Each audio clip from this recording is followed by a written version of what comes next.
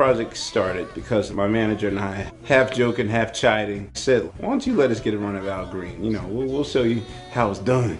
Once we found out that Questlove and the Roots wanted to work with Al, and then Al is wanting to work with a hip-hop group, it just came together. And I think that's the thing about this CD. Everything kind of just comes together. I was familiar with all of his music. No one has range like Al Green. He's like a 5-part harmony chorus inside of his own body. You know, there's the falsetto Al Green, church growling Al Green, ferocious soulful Al Green. There's a very church mouse Al Green. And then there's the comic side that no one rarely sees. What more do you want from me? I mean, the thing is, you really have to do your homework. You gotta study like all Al's musicians. I studied the engineering of every album. That's basically what we were trying to approximate. And also sort of make a mark of our own. One of the things that I always wanted, especially from the people that I grew up on, is to hear them in a way that's sonically natural to them. For people 30 years ago, to sort of use our process to make music doesn't feel right to me. I'll be standing in the rain, the cold, hard driving rain. One of the things was we wanted to keep the sound really organic, so that means we were playing these live instruments, no synthesized things. So we just went in the room and just started playing. Somebody would play something, somebody would play off of that person. Al would say something or sing something, and when he was coming up with his lyrics, the way he was laughing, he surprised himself that these words were flowing so naturally. And that was the vibe of the whole session, that things were just flowing so naturally. From the beginning, how we've done it is just gather around the piano. I'd get a pad and a pen and write the songs out. I think that's organic, to go in and not plan a thing, not have it wrote out, not have it sketched out. And when it comes together like that. We felt that kind of break the ice socially and musically. We all just go in the room, sight unseen, and just start playing off the bat. And the best indication of that we're on the right track is Al himself. So once we get that, woo, right there, man. Yeah, Al Green love that. Al Green can sing to that. Usually by that point, Al is already singing ideas into the microphone live as we're doing it. So he's sort of like coaching us as we're playing. And as a result, you know, we got a lot of songs, a lot of good songs done. Your love is just for me, it's just for me. We really just was spitting out songs right and left. There's no possible way I could write them all out. I was just writing verses to this one and a bridge to that one. I was so tired when I got home, I called downstairs to room service and they said, well, what would you like? So I said, hey man, I'll call you back, man. I never did call him back. I was asleep. I mean, you know, I was just drained because there was so many songs. Ooh, you got the love I need, babe.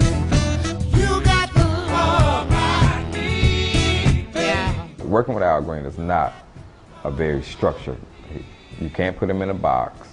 You can't program him to be a singer or program his lyrics to where it's not free flowing for him, or he'll shut down. It doesn't feel good.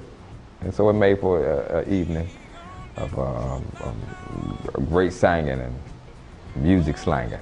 Artists usually don't corroborate that closely together. You Got the Love I Need was the corroboration between myself, Anthony Hamilton, and that's really the first time I've wrote a song on the spot, undone from scratch. Just you take your time.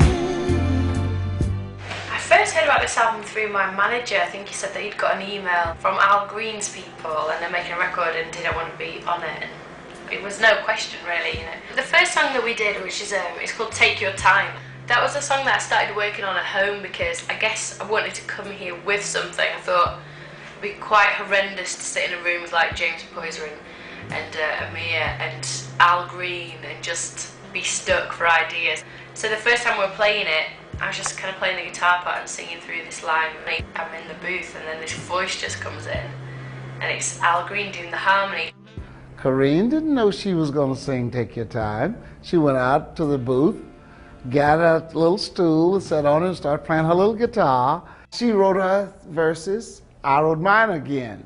And this is the way corroboration gets to actually work. Everybody has to commit to the project.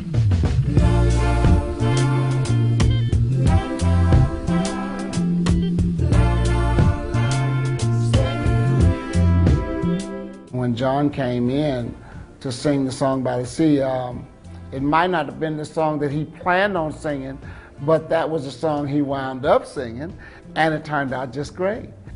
I've always loved Al Green. I've always loved his voice, always loved the feeling of his records. It's an honor to be able to work with somebody who I've always loved and respected and who's been an important part of black music history and pop music history for that matter.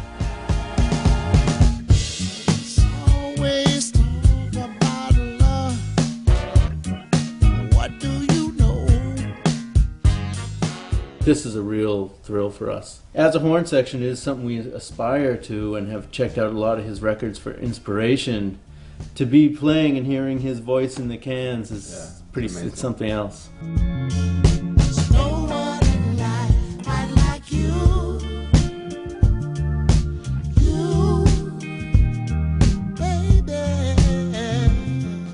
A lot of it was just like playing in church. There's certain sounds that I was really trying to get on the organ, very similar to the sounds that he used back in the day, but everybody put their thing on top of what we considered his sound to be.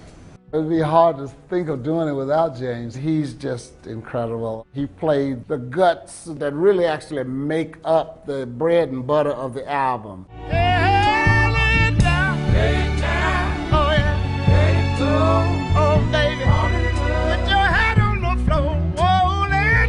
Ahmir plays on the crest. He wouldn't let anything go too fast, but he wouldn't let it go too slow. And I think that's unique. We're doing it because we all idolize Al Green. Ever since word got out that we were doing this project, our phone's been ringing off the hook. I mean, people know a legend. Al Green is back on the soul, back on the R&B, rhythm and blues cornerstone. Back on the love songs that makes for family, makes for good times, back into his element. It's back on the music, back to where we started.